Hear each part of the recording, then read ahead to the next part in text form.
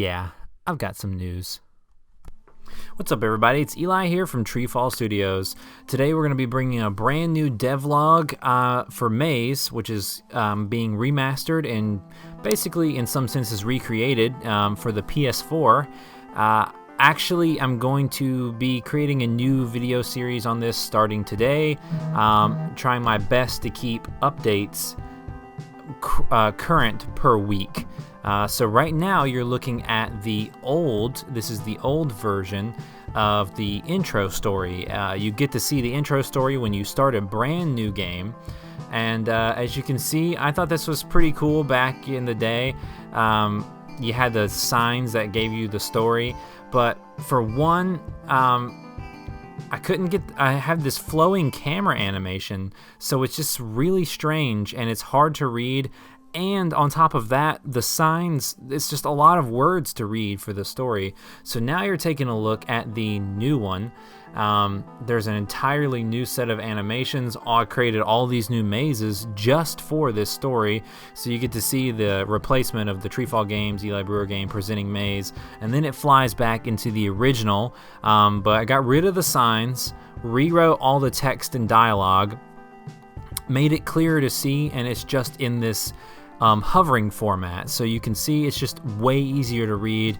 I think that this just looks so much better. It's going to be way more accessible for people. It's not going to make you dizzy. It's easier to see. It's larger text. It has a higher contrast against the other ones were just sitting there in the strange colored dialogues. So I think this is much better. Hope you guys think so too. So I'm going to try to do these updates in a quicker fashion because there's a lot to cover in this video. So the next thing we're going to be showing is the brand new tutorial scene. I actually 100% just trashed the old one, got rid of all the dialogue, the text, made a brand new one.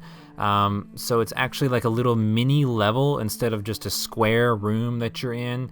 And right now you can see this was the teaser from the intro part of the video. I remodeled the sign character, so he's got a new model and a new set of animations and new code. So I'm going to walk around the corner here and just take a look at him for you. I got to fix it because he kind of goes through his text box right there. But you can see he has a random look. He still has his sign bobble. And he also has another animation where he bends around. And I created some AI code for him so it chooses a random animation to play at a random interval. So within a set of ranges, so every once in a while he'll just change up his animation. You can also see his model is different, his eyes are different, and now we're moving into the next little bit. So this is the brand new feature I added for this game, so you can drop a marker so you know where you've already been, and you can see it teaches you how to do that on the tutorial level. This is going to help you get through those trickier mazes easier. And that you can also see, I also redrew the text boxes so they're easier to read and look better, and they also have an animation that appears when you come up to them. For here, we've added a finish coin, a maze coin that you get when you get to the finish. It's easier to see how many levels that you've beaten and how many you need to beat to unlock the next world. Now you're taking a look at the hub world, and I'm specifically pointing out the entrance to each maze. I shrunk the entrance down so it's more concise and made the particle effect easier to see so you can clearly see where you need to walk to enter into each level. And as you can see, there's a small triangle button that appears when you walk into the entrance, which is similar to the Wii U version, just replaced with the PlayStation buttons. Another little thing about this level, so I just lowered all the levels. They were floating a little bit high above all those squares, so you couldn't really see into them unless you jumped on top. So now I lowered them all so you can see them better, and just changed the lighting up in this level as well. You can also tell right here, for instance, I was walking and now running, so that's new for this version of the game. If you click in the left stick, you can run as well as walk. So just a quick thing to note. Here's the major thing that I've been working on recently, and it's the new pause screen. It's not completely done yet, but you can take a look at it here. So you can see that not only does it blur the background, puts a film of color onto the background, you know, stop the game, which the original one didn't do. You see that we've got multiple options here on the menu. You can quit to the hub world, so just quit your level. You can quit to the title screen, so you can just quit the game and then save back into this level. And you've also got an options menu as well. So it's just much more in depth than the original game. The original game, if you paused it, it didn't even stop. It only stopped the character, but it didn't stop the rest of the game. And all you could do was just quit to the level, quit to the hub world or whatever.